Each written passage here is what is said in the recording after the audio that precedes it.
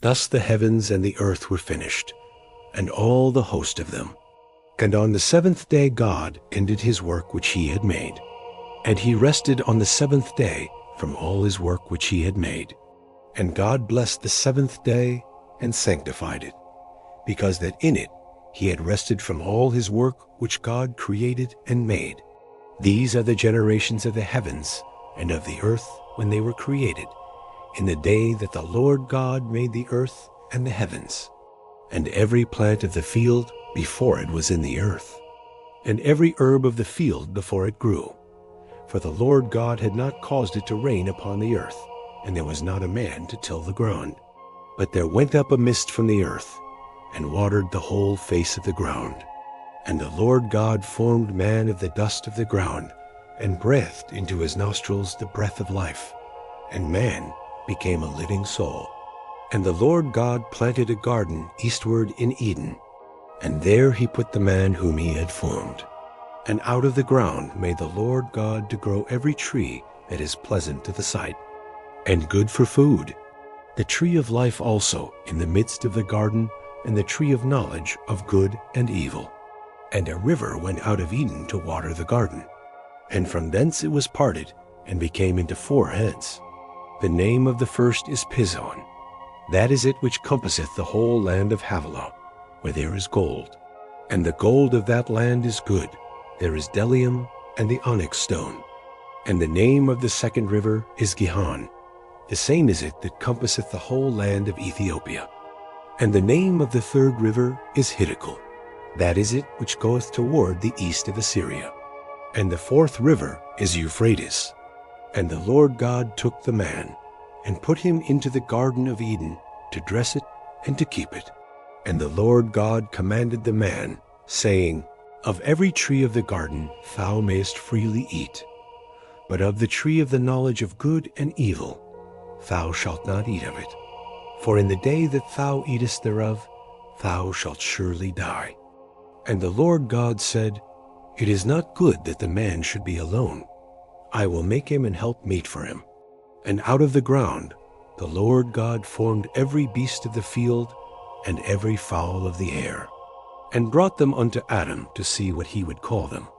And whatsoever Adam called every living creature, that was the name thereof.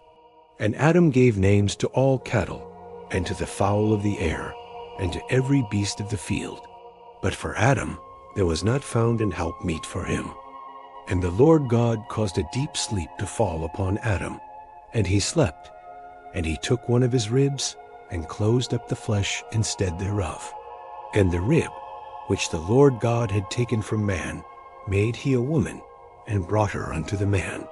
And Adam said, This is now bone of my bones, and flesh of my flesh.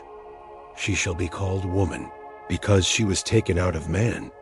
Therefore shall a man leave his father and his mother, and shall cleave unto his wife, and they shall be one flesh.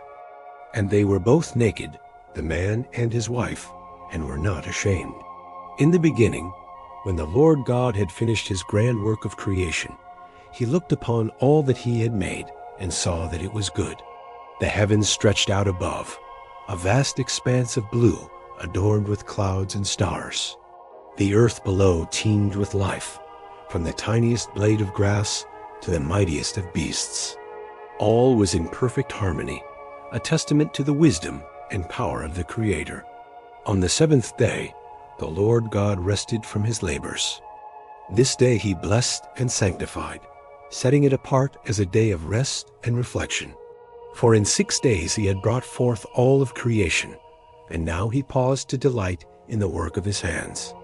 This day would forever stand as a reminder of God's creative power and his desire for his creatures to find rest and renewal. As the earth came into being, it was yet barren and lifeless. No rain had fallen upon its surface, and no man had yet been formed to till the soil. But the Lord God, in his infinite wisdom, caused a mist to rise from the earth, watering the whole face of the ground. This mist nourished the earth, preparing it for the abundance of life that was to come. Then, in a moment of divine intimacy, the Lord God formed man from the dust of the ground. With tender care, he shaped and molded the lifeless form.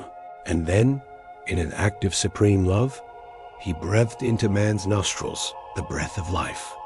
In that instant, man became a living soul, imbued with the very essence of the Creator. The Lord God, seeing that his creation was good, but not yet complete, planted a garden eastward in Eden. This garden was a paradise beyond compare, filled with every tree that was pleasant to the sight and good for food. In the midst of this garden, he placed two trees of great significance, the tree of life and the tree of knowledge of good and evil. These trees would play a pivotal role in the story of mankind. To water this magnificent garden, a river flowed out of Eden, dividing into four heads. The first river, Pison, encircled the land of Havilah, a place rich in gold of the finest quality, as well as precious bdellium and onyx stone. The second river, Gihon, flowed around the entire land of Ethiopia. The third river, Hiddekel, ran eastward toward Assyria, while the fourth river was the mighty Euphrates. These rivers nourished the land, bringing life and abundance to all they touched. Into this paradise, the Lord God placed the man he had formed. He gave him the task of tending and keeping the garden, a sacred duty that would allow man to participate in the ongoing work of creation. The Lord God then gave man a command, saying, "Of every tree of the garden you may freely eat, but of the tree of the knowledge of good and evil you shall not eat, for in the day that you eat of it you shall surely die." This command was not meant to restrict man, but to protect him and to teach him the importance of obedience and trust in his Creator. As the man Adam went about his work in the garden, the Lord God observed that it was not good for him to be alone. In his wisdom, he decided to make a helper suitable for Adam. So, out of the ground, the Lord God formed every beast of the field and every bird of the air. He brought them to Adam to see what he would call them.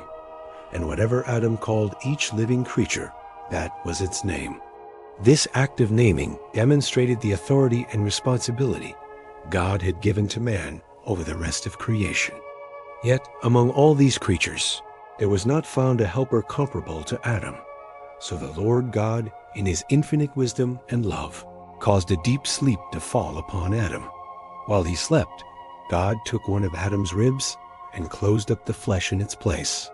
From this rib, the Lord God fashioned a woman, a perfect complement to the man. When Adam awoke and saw the woman, he was filled with joy and wonder.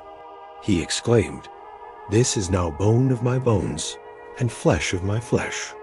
She shall be called woman, because she was taken out of man."